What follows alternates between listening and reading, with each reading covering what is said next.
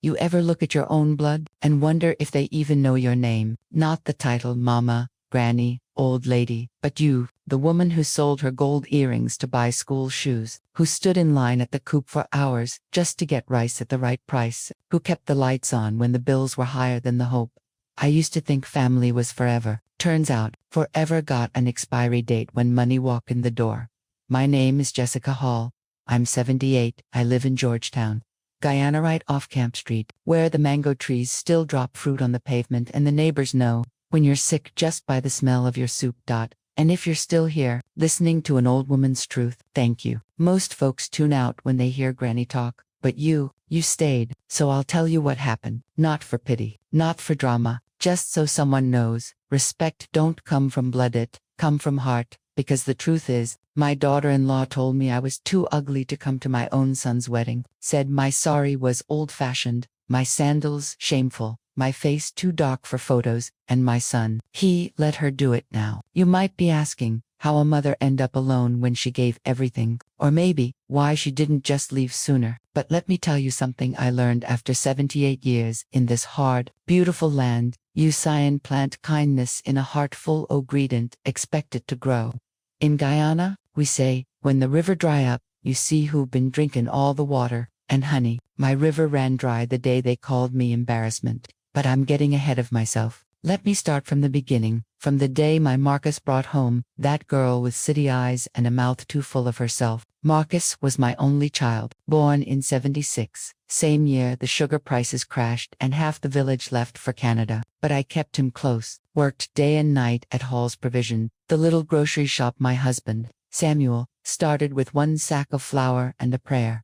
After Samuel passed in 99, that shop became my lifeline. And Marcus's future, I paid for his school uniform with flour sacks, his textbooks, bought with change from selling saltfish and green seasoning, his university in Barbados, funded by every extra dollar I saved while eating rice and gravy for dinner 3 nights a week. He came back a professional suit, briefcase, fancy talk about investments. I was so proud, I cried into my apron for a week.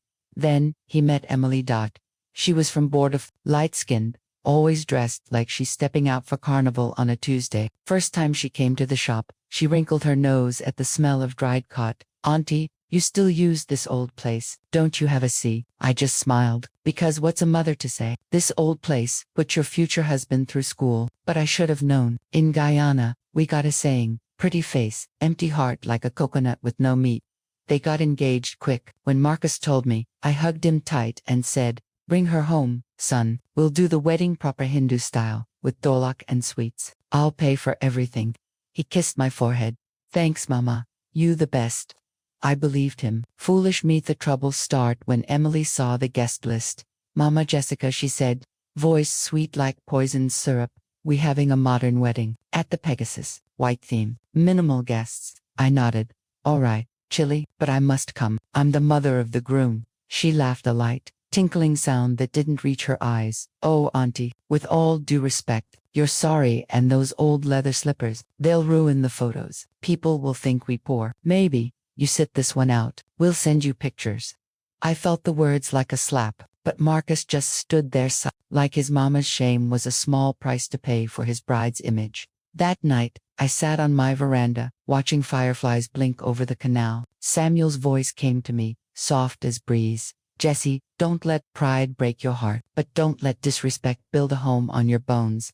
So I made a decision. I paid for the whole wedding, $42,000 JID from the shop account. Hall's Provision covered the hall, the food, the photographer, even Emily's designer because I thought, maybe when she see how much I love him, she love me too.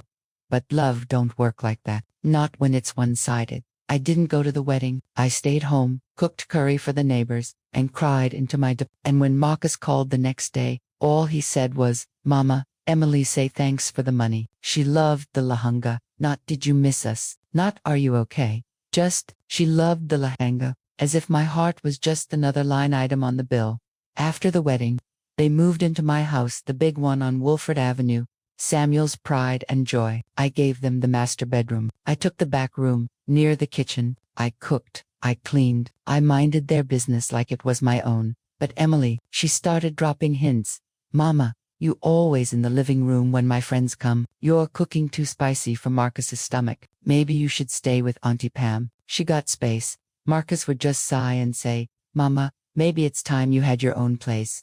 I looked at him, my boy, my only child, and asked, is this what Samuel's house mean to you? Just a roof over your new wife's head. He couldn't meet my eyes. It's not like that, Mama. But Emily says, we need privacy. Privacy from the woman who changed his diapers, who walked barefoot to the clinic when he had fever, who never took a vacation in her life. So I left. Not with shouting, not with tears, just packed my Bible, my photo album, and Samuel's old watch hand, moved into the little house on Thomas Street, the one he bought me for our 25th anniversary. Your peace palace, he called it, I thought. Now they'll see. Now they'll miss me. But they didn't. They went on a honeymoon to Miami, then Dubai, then Trinidad for Carnival, all on my credit cards, the ones I gave Marcus for emergencies. When I called to check on him, he let it ring. Sometimes, Emily would answer, voice sharp, Marcus busy, auntie, don't call so much. You stressing him. I carried him for 9 months. I carried him through chickenpox, heartbreak, and university debt. And now, I'm stressed. Then came the day she showed up at my door, red lipstick, designer bag, eyes cold as freezer meat. Look, auntie, she said, no, please, no, sorry. We trying to enjoy life. Stop calling, stop crying, just disappear. You had your time. Now it's ours. I didn't say a word, just closed the door slow, and that night, I made my call, not to a lawyer, not to a priest, but to Mr. Prasad at Republic Bank. Mr. Prasad, I said, voice calm as still water. I want every account under my name frozen, every credit card canceled, every fund from Hall's provision locked, effective immediately. He didn't argue, just said, yes, Mrs. Hall, consider it done. Because in Guyana, the woman who owns the shop owns the power. And honey, my shop, it's been open since 1968. Asterisk, you ever see a house fall? Not with thunder, not with fire, but quiet like a tree rotting from the inside out. One day it's standing proud. Next day, the roof caves in, and nobody even heard the crack. That's how it happened with Marcus and Emily. 1 minute they was posting selfies from Miami Beach. Next minute they was crying on my doorstep with suitcases full of debt and empty promises. And if you're still here with me, in this little house on Thomas Street, where the ceiling fan creaks and the geckos sing at night, thank you. Because what I'm about to tell you, it ain't pretty, but it's true, and truth, chilly, is the only thing that don't lie when everything else fall apart. Last time I left off, I'd just frozen every account, cancelled every card, and locked the funds from Hall's Provision, the shop that fed my family for 50 years. I didn't do it in anger. I did it in clarity. Because in Guyana, we got a saying, when the dog to Fuloja hand, it start bite you. And Emily, she wasn't just biting, she was trying to chew off the whole arm. The first sign it was working came 3 days later. I was sweeping my porch, same broom Samuel used when my phone buzzed. Unknown number, but I knew that tightness in my chest, that's a mother's sixth sense. I let it ring. Then again, and again. By the 5th call, I turned it off. Not cruel, just done. But the real storm hit a week later. I got a letter from Republic Bank, not from me, but about me. Turns out, Marcus and Emily had booked a luxury getaway to Barbados, 5-star hotel, private yacht, tour, spa packages, all charged to the Hall's Provision corporate card, the one I'd given Marcus for business emergencies. When the bank froze the account, the hotel demanded immediate payment. They couldn't pay, so they got kicked outright from their ocean view suite, with their designer clothes stuffed in plastic bags, and a $8,000 bill hanging over their heads like a machete. I read the letter once, then I tucked it into my Bible right between Proverbs and Psalms, where I keep things that need praying over, or letting go. Because here's another truth I learned the hard way. You can't teach a selfish heart to share, but you can sure make it feel the hunger. They didn't come home right away. Oh no. First, they tried to fix it the easy way. Marcus called my neighbor, Mrs. Singh, sweet old soul who still thinks I'm too soft on that boy. He begged her to ask me, just unlock the card for 1 week, mama. We'll pay you back. Mrs. Singh came over with a plate of roti, eyes full of pity. Jessie, why you so hard? He's your only son. I poured her a cup of bush tea and said, Auntie, if I let a thief back in my house just 'cause he cry, he'll steal my bed next time. Love don't mean foolishness. She didn't argue, just patted my hand and left. Then Emily tried calling my cousin in New Amsterdam, said she was sick with worry about me. But my cousin, God bless her, just said, Jessie say she fine, and when Jessie say fine, she mean leave her alone. Still, they didn't get it. They posted on Facebook sad captions like, family is complicated. Some people choose money over love, as if I was the one who spent $42,000 on a wedding I wasn't allowed to attend, as if I was the one who jetted off to Dubai while my mother ate rice and gravy alone. But in Georgetown, gossip traveled faster than rain in rainy season. Soon, everyone knew. Hall's provision cut off Marcus. Granny say, go earn your own. And you know what? People didn't side with them, they nodded, because in this country, we respect elders. We don't call them embarrassment and then spend their money like it grow on trees. 2 weeks after the Barbados disaster, they finally came home, not to their fancy house on Wolf, but to my door on Thomas Street. It was raining soft, steady rain, the kind that washes the dust off the soul. I saw them through the window. Marcus in a wrinkled shirt, no tie. Emily in flats, actual flats, her hair pulled back, no makeup. They looked small, like the world had finally pressed down on them, hard enough to squeeze out the arrogance. I didn't rush to open the door. I let them stand there in the rain, in the shame, in the silence. When I finally did, I didn't invite them in, just stood in the doorway, arms crossed, like Samuel used to do when the boys tried to steal mangoes from our yard. Emily's eyes filled up right away. Mama Jessica, we're so sorry. Marcus couldn't look at me. We didn't know, we thought the money was ours. I almost laughed. Yours, that shop built with my husband's sweat, that house paid for with my night shifts at the laundry. You thought it was yours. Emily reached for my hand. I pulled it back. Don't touch me with the same hands that called me ugly and old-fashioned. You wanted privacy. You got it. You wanted freedom. Enjoy it, but don't come here crying about consequences when you was the one playing with fire. Marcus finally looked up, voice breaking. Mama, we got nothing now. The bank calling. The landlord threatening. We need a place to stay, just for a while. I studied him, my boy, my only child, and felt that old ache in my chest. But I remembered Samuel's words, don't let disrespect build a home on your bones. So I said what I had to say. You got a roof over your head on Wilford Avenue. That house is still in my name. You can stay there, but not with me, and not with my money. Emily started to cry real tears, not the performative kind. But how we go live? We can't even buy food. I looked at her, Ellie, looked tanned, said, then, go work, like I did, like your own mama probably did. In Guyana, we don't wait for handouts. We plant yam, we sell bake and saltfish, we clean houses if we must, but we earn our rice. I closed the door then, not hard, just firm, like closing a book on a chapter that done wrote itself.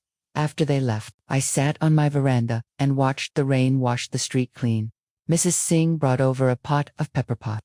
Said she just had extra. We ate in silence.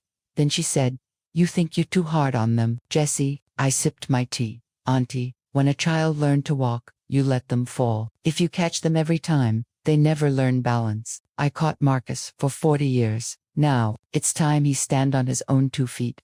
She nodded, because she knew. We all know, in this country, dignity ain't given, it's earned. And you can't earn it if someone else keep paying your way. The next few months, I heard things about Marcus got a job at a shipping yard loading crates in the sun. Emily started selling homemade chow mein from her kitchen. Emily's kitchen, she called it. Small, humble, real. They moved out of the Wolford house, couldn't afford the upkeep without my money. Rented a little place near Kitty, 2 rooms, shared bath, but they were working. And for the first time in years, they were together.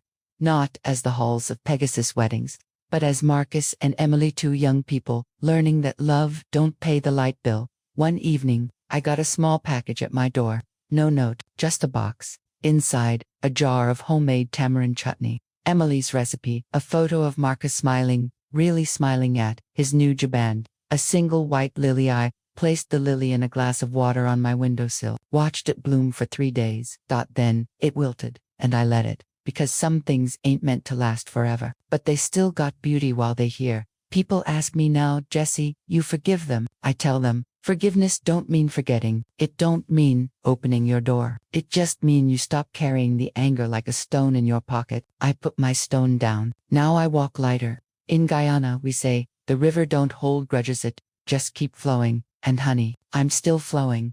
I reopened Hall's Provision just part-time now, hired a young girl from the village to help teach her how to balance books, how to treat customers like family, how to know when someone's lying about paying tomorrow. And every Sunday, I cook extra curry, not for Marcus, not for Emily, but for the old folks at the community center, the ones whose children left for Canada and never looked back. We eat together, we laugh, we remember.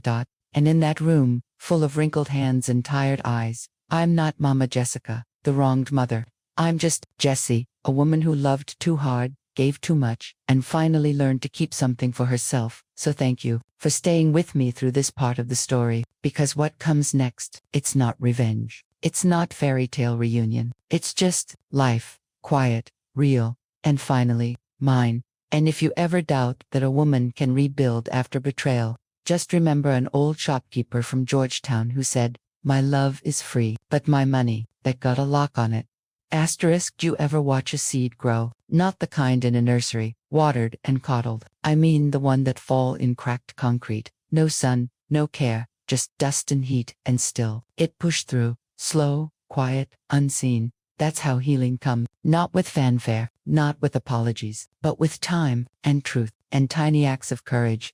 If you're still here with me, on this porch where the geckos sing and the ceiling fan hums like an old prayer, thank you. Because what I'm about to tell you, it ain't the end of a fairy tale. It's the beginning of something real. Last time I left off, Marcus and Emily was scraping by, him loading crates at the port, her selling chow mein from a pot on the stove. They'd lost the fancy house, the credit cards, the illusion that money grow on trees, and for the first time, they was honest, not perfect, just trying. It started small. One Sunday morning rain just stopped. Air sweet with wet earth. I heard a knock, not loud, not desperate, just there. I opened the door to find Marcus standing alone, holding a paper bag. No suit, no swagger, just a faded t-shirt, worn jeans, and eyes that finally looked like my son's again. "Mama," he said, voice rough like he hadn't used it in weeks, "I brought you something." He held out the bag. Inside, 2 loaves of fresh bake from the bakery on Regent Street, the one I used to take him to when he was 5, where the baker always gave him an extra cinnamon roll for being such a good boy. I didn't say thank you, didn't invite him in, but I took the bread, because in Guyana, you don't refuse food offered with clean hands. He stood there, shifting his weight. "Emily, she's working double shifts at the clinic now, cleaning, she'll say. She's sorry for everything." I nodded. "Sorry, don't pay bills, Marcus, but it's a start." He looked down at his shoes, scuffed, no polish. "We moved out of Wolf, renting a room near Kitty. It's small, but it's ours." I almost smiled. Good. A man should know what it feel like to earn his own roof. He stayed quiet for a long time. Then, real soft, "Do you hate me, Mama?" That one hit deep, like a stone dropped in still water. I looked at him, my boy, my only child, and said, "I could never hate you, Marcus, but I stopped trusting you, and trust that take time to grow back, like yam in hard ground." He nodded, eyes wet, didn't argue, didn't beg, just turned and walked away, not with his head down in shame, but with his shoulders straight, like a man who finally knew his place. Weeks passed. I heard things, of course. Georgetown small like that. Mrs. Singh told me. Emily started volunteering at the old folks' home on North Road, washing floors, reading letters, holding hands of women whose children never call. "She cries sometimes," Mrs. Singh said, stirring her tea. "Say she finally understand what you must have felt." I didn't reply, but that night, I cooked extra dal, put it in a container, left it on the step of the community center. No name, no note. Just food. Because in this country, we feed the soul before we fix the heart. Then came the day the shop roof started leaking. Hall's Provision, my pride, my legacy, had a hole right over the rice section. Rain came in, soaked 3 bags of basmati. I couldn't afford a roofer, not with sales slow and hands old. I was on the ladder, trying to patch it with tarpaulin, when a shadow fell over me. Marcus, he didn't say a word, just took the hammer from my hand, climbed up, and fixed the roof proper with nails, wood, and the same quiet focus he used to have when building Lego towers as a boy. When he came down, he wiped his brow and said, "Next week, I'll check the gutters too." I handed him a glass of Moby. "You don't have to do this." He drank it slow. "I know, but I want to." And that was the first real gift he'd given me in years. Not money, not words, just presents. Emily came a month later, not to my house, but to the shop. She walked in on a Tuesday afternoon, hair in a bun, no makeup, wearing a simple cotton dress. She didn't say auntie, didn't smile too wide, just stood by the counter and said, "I heard you need help with the books." I raised an eyebrow. "You know accounting. I'm learning. Night classes at the adult school. I want to do better." I studied her, really studied her. No pretense, no performance, just a young woman who'd finally seen herself in the mirror and didn't like what she saw. So I nodded. "Start tomorrow. 9 a.m. Pay is $500 a week. No exceptions." She didn't flinch. "Yes, Mrs. Hall." And she came, every day, on time, worked the register, balanced the ledgers, even swept the floor when it needed it. Never asked for more, never mentioned Marcus, just showed up. In Guyana, we got a saying, actions speak louder than sorry, especially when the sorry got no hands to help. One evening, as we were closing up, she stayed late to finish the inventory. I was locking the till when she said, real quiet, "I used to think you were embarrassing. Your sorry, your slippers, your way of talking. I thought it made us look poor." I kept counting coins. "And now," she looked at her hands, rough now from cleaning, no manicure. "Now I see. You was never poor, Mama Jessica. You was rich in ways I didn't understand." And I threw it away for glitter. I finally looked at her. Glitter wash off in the rain, chilly, but gold stay. She nodded, tears falling silent. Can I call you Mama?" I thought about it, long and hard. Then I said, "You earn it, I'll give it, but not before." She wiped her eyes. Fair enough. Time moved, like river water, slow, but sure. Marcus started coming to the shop on weekends, fixing shelves, painting walls, even helping old Mrs. Grant carry her groceries home. People started nodding at him again, not as that ungrateful son, but as Marcus Hall, the one who's trying. Emily finished her accounting course, got a proper job at a small firm in Camp Street, still came to the shop every Friday to help with books, not because she had to, but because she wanted to. And me, I started sleeping through the night. No more dreams of empty chairs at weddings, no more waking up wondering if I'd done enough, because I finally understood, you can't control how people treat you, but you can control how you let it live in your heart. Then came the invitation. Not a wedding, not a party, just a small card. Hand-delivered. "Marcus and Emily request the honor of your presence at a simple dinner to celebrate 1 year of honest living. Your house, your rules." I held it for a long time. That night, I sat on my veranda and talked to Samuel, like I do every full moon. "What you think, love? Should I go?" The wind rustled the mango leaves, felt like a yes, so I went. Not in my best, sorry, not in slippers, just a clean cotton dress, my hair in a bun, and Samuel's old watch on my wrist. They'd set the table on their tiny porch to chairs, one small lamp, and a pot of rice and peas steaming in the center. No fancy plates, no wine, just food, family, and silence that didn't hurt. Marcus stood when I came. Emily poured me a glass of sorrel. We ate, we talked about the shop, the weather, the new bridge over the Demer. No grand apologies, no dramatic confessions, just peace. And in that quiet, I felt something I hadn't felt in years. Hope, not hope that they'd never hurt me again, but hope that they'd learned how to love without taking. Now, people ask me, "Jessie, did you take them back?" I tell them, I didn't take them back. I let them find their way home, not to my house, but to their own hearts. Because here's the final truth I learned after 78 years in this hard, beautiful land. Family ain't about blood, it's about choice. And every day, they choose to do better. So every day, I choose to believe them. I still live in my little house on Thomas Street. Marcus and Emily live in their room near Kitty. We don't share a roof, but we share Sundays, sometimes at the shop, sometimes at their place. Always with extra food. And when Emily calls me Mama now, it don't feel like a title. It feels like a promise. So thank you for walking this road with me, for listening to an old woman's truth without judgment. Because in a world that forgets elders like me, being heard is its own kind of grace. And if you ever doubt that broken things can heal, just remember, even the hardest ground can grow the sweetest mango, if you give it time and stop pouring salt on the roots.